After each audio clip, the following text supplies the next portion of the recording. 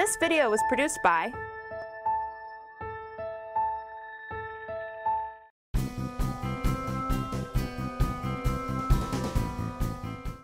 Hi, most of you know me. My name is Gina, and I work in the Office of International Programs as the designated school official. So that means I sign your I-20s, issue I-20s, and work with immigration. But today we're going to focus on applying for work authorization. And to do that, you have to be a student for one academic year before you're eligible to apply. And I think most of you have already had that requirement taken care of. How many of you are seniors and going to be graduating in May or this summer?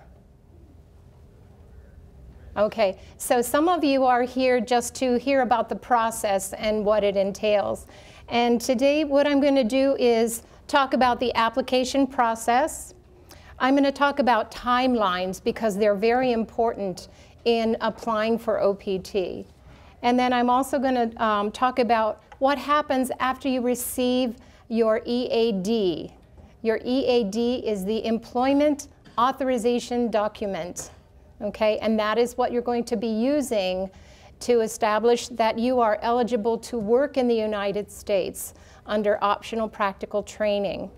And what I've done, and I hope that most of you have picked up paperwork out front, but the slide presentation is in this format and you can just follow along. And I'm going to ask if you would please have your questions ready for me at the end of the presentation, okay? And if we don't have enough time here, then I will be out there at that table and you can bombard me with questions because the process does get a little complicated, so just try to follow along. All right, so when you apply for work authorization, the work that you do has to be related to your field of study, okay? So just keep that in mind when you're interviewing for a job. That information is going to be put into SEVIS, and I'm not sure how closely they will check everyone's record, but please know that you should be working in a field related to your major. Most students will wait until they graduate before they start their optional practical training. Optional practical training will give you 12 months of work authorization. And for every educational level that you achieve, you can apply for optional practical training. So a bachelor's degree, you can apply. If you go on to get master's, you can apply. And if you are all doctors at the end, you can apply at the end of your doctorate. But please know, I had a student who had optional practical training and used it, and then he came back and did another master's degree. And only at the end of his term or his academic program at that second master's level did he realize that he could not apply for another opportunity for work authorization. Okay, so one chance for optional practical training per level of education. Immigration says that you can apply before you graduate. It's called pre-completion optional practical training. You can apply for post-completion practical training. And when you are finished with that 1 year, if you are in a STEM field that our government says that we want you to stay further, then you can apply for another 17 months or a total of 29 months of optional practical training. Now, just because you're in a STEM field, that does not guarantee that they will allow you that extra 17 months. There's only certain fields in the STEM curriculum that they will allow the 17 months. And you can ask me or your DSO at your school whether you're eligible for that. And then we've had some students apply for economic hardship. That means that there's something that has altered their financial support, okay? So hopefully that doesn't happen to any of you. All right, terms, I'm going to be throwing out terms. EAD is the Employment Authorization Document, and that's the card that you're going to be receiving in the mail. The designated school official, that is me or somebody who is in your university who has issued your I-20. The rest of these I think we can just skip, and if there's something you don't understand, we will go over that. But to be eligible for authorization to work in the United States, you have to be physically present here, which you're already fulfilling. Be a registered student, and you have to be in good status, okay? You can't apply for OPT if you're on probation, all right? You have to be a full-time student for at least 1 full academic year. And post-completion practical training, I've kind of shortened that. You have to have completed all the requirements for your degree, okay? And what I do is I have a form that I have your academic advisor sign showing me that you are a good student, that you are going to be fulfilling all of your degree requirements, and that you're going to be eligible to apply for post-completion practical training. Now, what happens if a student gets senioritis their last semester and they don't do well? They fail a class, so they have to take that class over again. If they have applied for optional practical training and they have to repeat a class, I have to cancel that application. You have to take that class, and when you're completed with that course, then apply again for OPT, okay? So they want you in good status and having all of your degree requirements met. Okay, and we have had some students who have engaged in curricular practical training. At the doctoral level, we have coursework that needs to be done in psychology, and those students are supposed to be working for a full year under curricular practical training. It is part of their curriculum. They need it to graduate. Now, if I let them use the whole full 12 months for CPT, they would not be eligible for post-completion practical training. So those students work for 11.5 months, and then they apply for optional practical training. Something that you, if you're in one of those fields, would have to talk to your employer about. All right, so what needs to happen? I need to see that you are graduating, and then what I do is issue you a new I-20 with a recommendation that you be granted optional practical training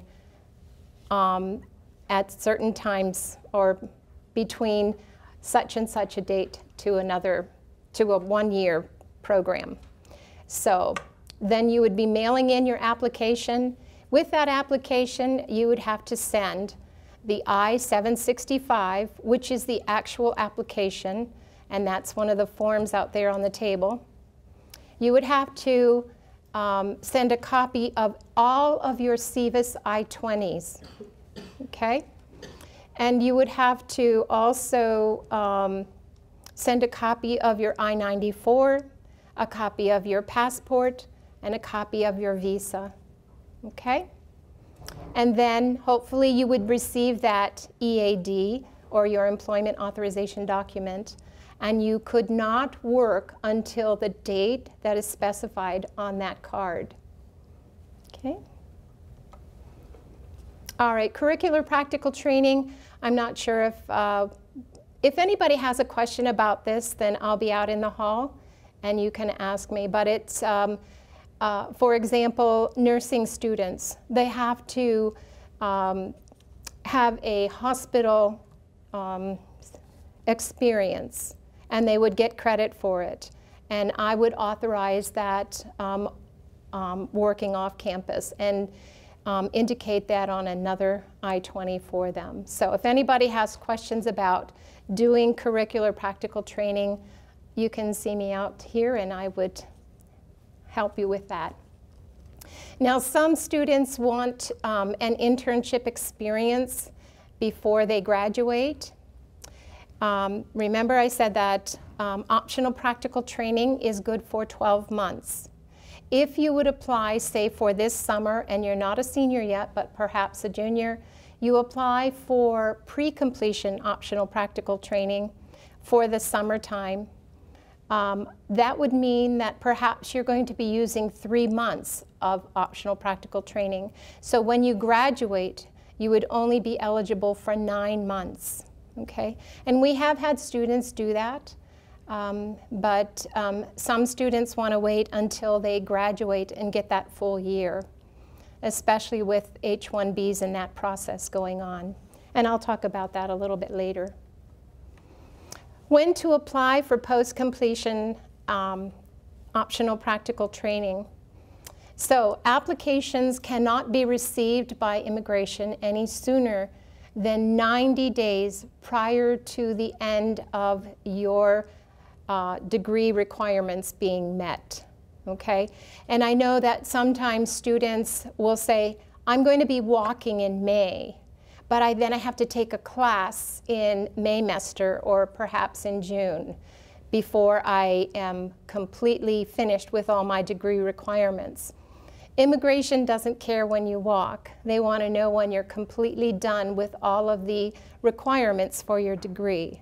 So that is the day we have to use, okay? So counting back, I believe February 9th is the day that you can apply the soonest for post-completion optional practical training. And I'm going to give you a timeline in the next slide so you can understand this a little bit better. If you are just not sure whether you want to stay in the United States and work, you have up until 60 days past your graduation date or the end date of your academic career. So there's a 5-month block of time that you can apply for OPT. This is just a timeline to show you this because it does get a little confusing. So you have the 90 days before your graduation date or the end date of all of your degree requirements. And then you have to choose a date that you want to start your OPT. So if you're graduating May 8th or May 9th, then you would have to start your employment within about 2 months of that date. And I believe July 6th is about the time that you would have up until that date to start your OPT. What happens is you pick a date.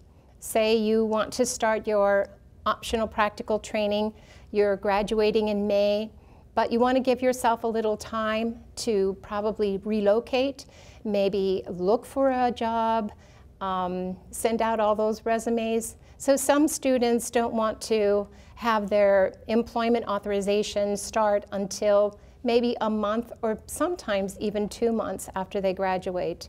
But it has to be within 60 days of that end date. So you'll have to think about that, because when you come into the office and say, I'm going to apply for optional practical training, I have all my paperwork here, this is when I want to start. And sometimes it's very hard to judge when you actually would like to start. Are you going to get a job right away after graduation? Remember, you cannot start until that start date on your card.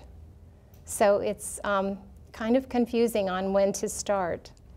Now, if you applied for optional practical training and say you waited until June, okay? You have until 60 days after that end date of your academic career to also apply.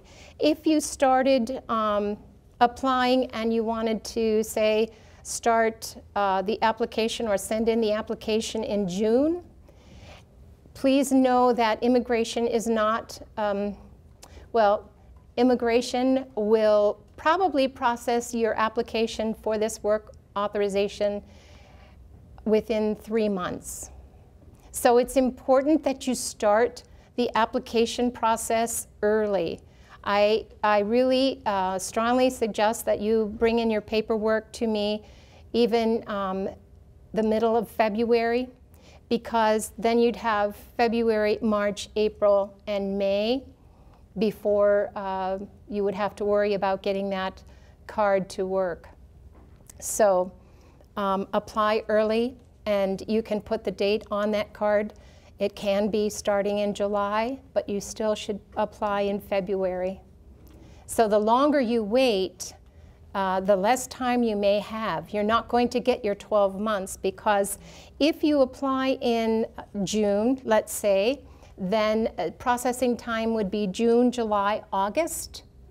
If your graduation date is in May, you have to complete your optional practical training within 14 months of that graduation date. So you're going to be losing a month of validity for working off campus. And I can go over that timeline with you if you have questions. It can be a little bit confusing, okay? All right, so what do you need to apply for optional practical training? All right, we're going to be creating a new I-20 with that recommendation for optional practical training on the 3rd page of your new I-20. We're going to make a photocopy of that, and we're also going to make photocopies of all of your I-20s. Immigration is going to want to see that you've been in status the whole time you've been here as an F1 student. We're going to photocopy your I-94 card, and probably a lot of you have already traveled, so you're going to go online and print out that new I-94 number. You're going to have a photocopy of your passport ID page and your visa, and then the completed I-765 form. That is the actual application. You're going to submit 2 passport photos, and you're going to also submit a check or a money order to the Department of Homeland Security for $380. And what I'd like to do is, if you have your I-765, please know that I recommend that students complete that form with blue ink. I had a student one time complete that in black ink, and they sent it back saying it was a copy. So please know that we haven't had an issue with that since I've recommended that students complete that in blue ink. Use a current address in Virginia. When they send the EAD to you, they have on the outside of the envelope that it is not forwarded. So you can't say, oh, I'm going to be in my apartment, but you know, in June I'm going to be moving. If that's the case, you have to contact the CVIS website and update your address. And I would not recommend that, because sometimes that information is not conveyed in a timely fashion and you don't get that updated, and then the card goes to the old address. If it goes to the old address and you're not there, it's sent back to immigration. Okay, it's not going to be forwarded to your new address. Sometimes students will use the address here at our office, and when I get the EAD, then I will forward it on to your address. Okay, I will do that manually. I put it in another envelope and send it then on to you. So whatever address you use on the I-765, that's probably where it's going to be going, all right? And they do say you can update the address, but I'm not guaranteeing that that's going to work. So on the I-765, there's a place where you can sign your name. In that area, on that form, that name is going to be scanned and put on your card. If your name goes above or below that line, they may send it all back because your name is not scannable. Okay? So make sure you stay within those lines when you sign that form. And I always check that form to make sure that all of these things are in place.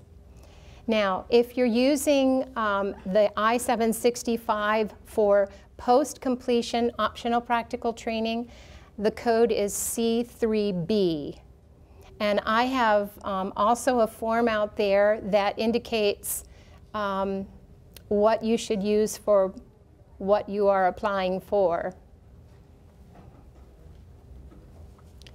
Mailing the application. So when you have your advisor signing this form saying that yes, you are graduating at a certain date, and I issue the new I-20, we make a copy of all of your information, okay? I make a copy of your check, I make a copy of your photos, I make a copy of all of the I-20s, the I-765, your passport, visa, and I-94.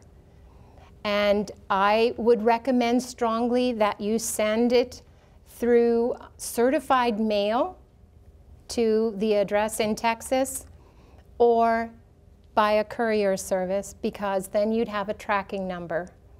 I did have a student come in and he said, Gina, I have not had any response from immigration, and I sent my application in, 3 or 4 months ago. I haven't heard anything. And he sent his application by certified mail with a return receipt. He had that receipt, and so we called immigration and they said, oh, we never got that application. And we said, yes, you did. So-and-so signed it and you received it this date. Well, then they had to go back and lo and behold, they found it. So it's important that you have your mailing either tracked by FedEx or UPS or have it mailed by certified mail with a return receipt, okay? And when can I start my OPT? Within 60 days of the end date of your academic career. So you'd have to think about that when you come in to get that new I-20, because those dates are going to be put on the new I-20. Can I travel? Prior to receiving your employment authorization document, it's not advisable that you travel. Remember I said that you're going to be submitting your I-94 number? If you leave the country, that number is going to change, all right? They can see in the SEVIS system whether you have left the country, and they may consider your leaving the United States as abandoning your application. So please try to remain here in the United States. If you're going to be applying for post-completion optional practical training and spring break is coming up, I'd advise that maybe you should wait until the day after you get back from traveling, if you're going to be out of the country for spring break. All right? Now, if you have received your card and you have a valid visa and you have a place of employment and you have your I-20 signed and your passport is valid, then when you re-enter the United States under optional practical training, you probably will be allowed entry. But the other thing to remember is that your academic career is over, and optional practical training is a benefit, okay? It's not a guarantee, it's a benefit.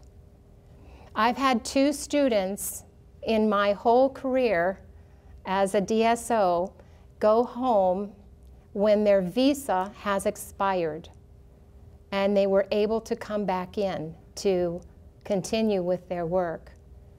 But it's a very hard position for international students because you may want to go home for a different occasion or whatever, or just you want to go and see your family now that your academic career is over. But please know, if you apply for OPT and you don't have your card yet and you don't have a job, then the likelihood of you re-entering the United States successfully may not, the likelihood may not be a reality, okay? So, and the two students that did go home and get their visa renewed, they were both from Europe. So, all right, now you have your authorization document. What happens if you can't find a job? Well, you keep looking, and but know that you have a total of 90 days of unemployment. Okay, so say perhaps you haven't found a job and it's been 60 days. What you can do is notify me that you're going to be volunteering at such and such a company or place for at least 20 hours a week. Because of that volunteer position and you're working in a field related to your major, you can't just go to McDonald's and work. You have to have a job that's related to your major. If you notify me, then I update CVIS and those days of unemployment stop accruing. All right? So, say you find a job in a month. So you've only used 30 days of unemployment. You work in this job, but you hate it. You hate it, the pay is not good, whatever. You decide, I'm going to quit.